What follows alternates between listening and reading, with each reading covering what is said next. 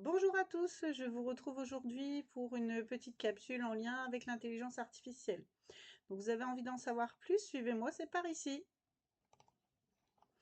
Alors, l'objectif de la séance d'aujourd'hui, c'est de comprendre un petit peu les enjeux de l'intelligence artificielle et d'avoir une première approche pour découvrir un petit peu ce que c'est. Alors, l'intelligence artificielle, tout le monde en a entendu parler. Donc, dans le langage courant, on vous parle souvent d'IA, d'intelligence artificielle. Mais en réalité, il s'agit plutôt d'artificial intelligence. Donc, l'intelligence artificielle, tout le monde le sait, c'est un outil qui peut être utilisé dans différents domaines. En l'occurrence, c'est une intelligence qui n'est pas autonome en soi, puisqu'elle travaille en fonction de données d'entraînement qui ont été transmises à l'homme. Donc, dans un premier temps, je vais vous parler un petit peu de l'historique de cette intelligence artificielle, puisqu'on en entend souvent parler depuis ces derniers temps. Mais ce qu'il faut savoir, c'est que c'est une intelligence artificielle qui est déjà travaillée depuis de nombreuses années.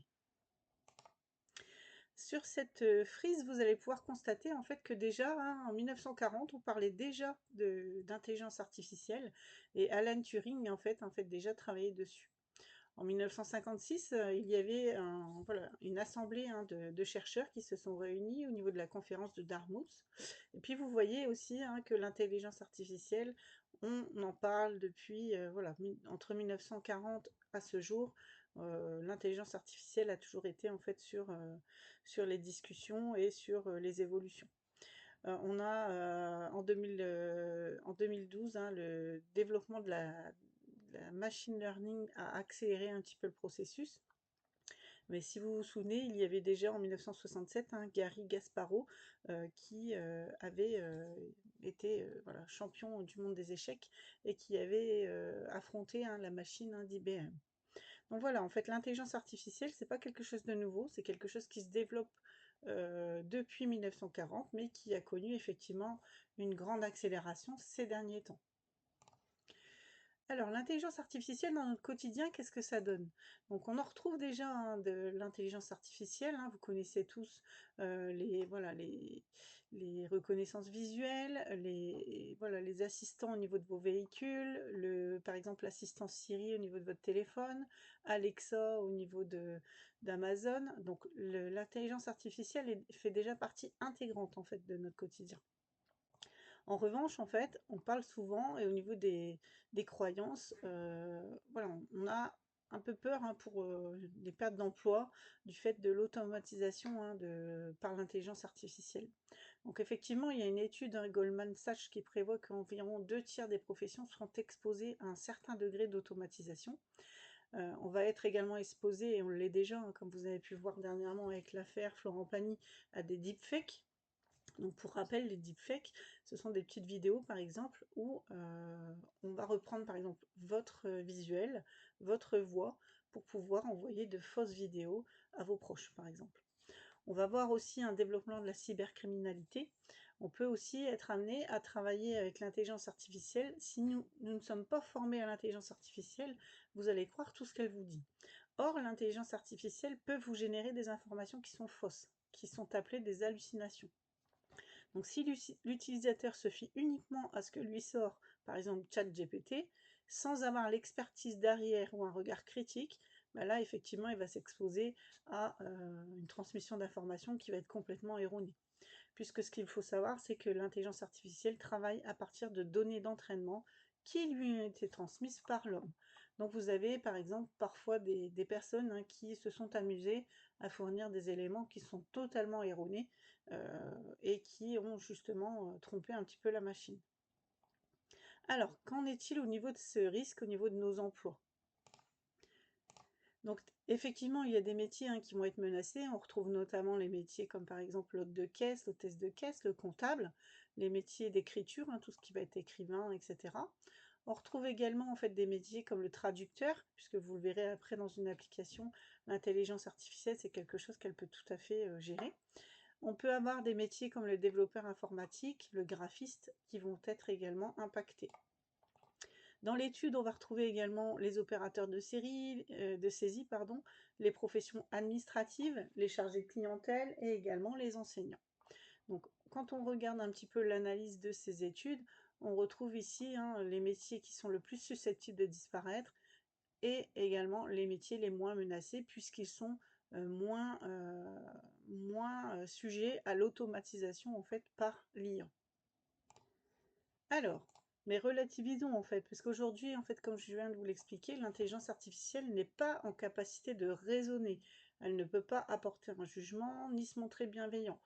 L'IA pourra remplacer un enseignant effectivement sur de la création de cours, sur de la conception pédagogique, mais en aucun cas ne pourra évaluer un apprenant et porter un regard critique ou bienveillant sur son travail. On retrouve différents types d'IA, d'accord? Donc on va retrouver des IA faibles et des IA fortes, voire des IA super intelligentes. Donc au niveau de ces IA, donc l'IA étroite, donc l'IA faible, elle va se concentrer vraiment sur des tâches spécifiques. Elle ne comprend absolument pas ce qu'elle fait, elle est guidée tout à fait par des algorithmes et tout un ensemble de bases de données. L'intelligence artificielle forte, elle, va simuler l'intelligence humaine. Donc là, on peut évoquer une IA générale qui va tenter de comprendre le contexte et résoudre les problèmes.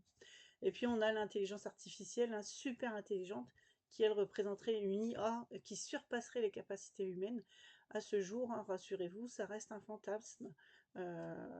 Voilà, ça continue, voilà, ils continuent sur leur lancée, mais à ce jour, voilà, ce type d'intelligence artificielle n'existe pas encore. Alors, comment ça fonctionne l'intelligence artificielle? Alors, on va d'abord parler de prompt, d'accord? Donc, le prompt, qu'est-ce que c'est? C'est une demande qu'on va formuler à l'intelligence artificielle qui va permettre de lui donner une instruction et lui permettre de réaliser une tâche précise. Plus votre prompt va être détaillé et structuré, plus claire sera la réponse. Donc, au niveau de la méthodologie, comment ça se passe? On va d'abord définir un rôle à l'IA. On va ensuite lui donner un framework, donc des données de travail bien précises. On va lui donner également des données d'entraînement. Et puis, on va lui demander un livrable, ce qu'on attend d'elle. Au niveau de la structure du prompt, on va retrouver en fait ces éléments. On demande des données claires et précises, des données spécifiques, et on peut retrouver différentes typologies de prompt. On aura du texte-to-texte, texte-to-image, image-to-image, image-to-vidéo. Voici un exemple de prompt en fait texte-to-texte. Donc vous pouvez constater en fait que j'ai donné un rôle à l'IA. Donc tu es formateur spécialisé dans les domaines de la paie et des ressources humaines. Framework, je lui demande de créer une formation destinée à des personnes en reconversion professionnelle de niveau Bac+2. Les données d'entraînement, je lui demande le processus qui devra inclure la définition des objectifs pédagogiques, les modules de formation, la conception, etc. etc. Donc je lui donne des éléments à avaler. Et puis je lui demande un livrable, à savoir un programme de formation qui doit être structuré et pertinent. Au niveau des IA, on retrouve différents types d'IA, des images de texte, des IA de vidéo, des IA d'audio. Donc là, pour exemple, je vais vous montrer un petit peu un exemple de réalisation. Donc à partir d'une vidéo que j'ai réalisée en français, pour pouvoir la traduire ensuite en anglais.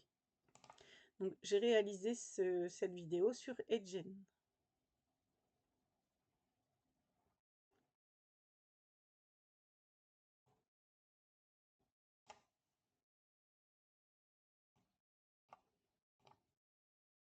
Bienvenue chez M2 à Consulting, je m'appelle Betty et j'aurai le plaisir de vous accompagner durant votre parcours de formation.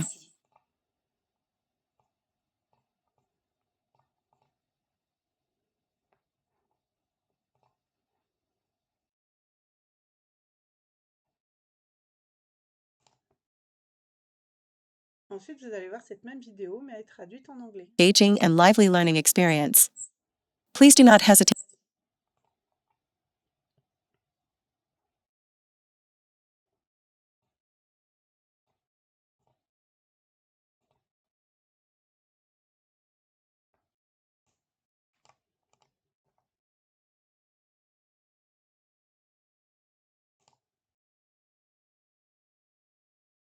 Tout à l'heure, on parlait donc de traduction, donc vous avez vu en fait que l'IA peut tout à fait vous aider dans la traduction.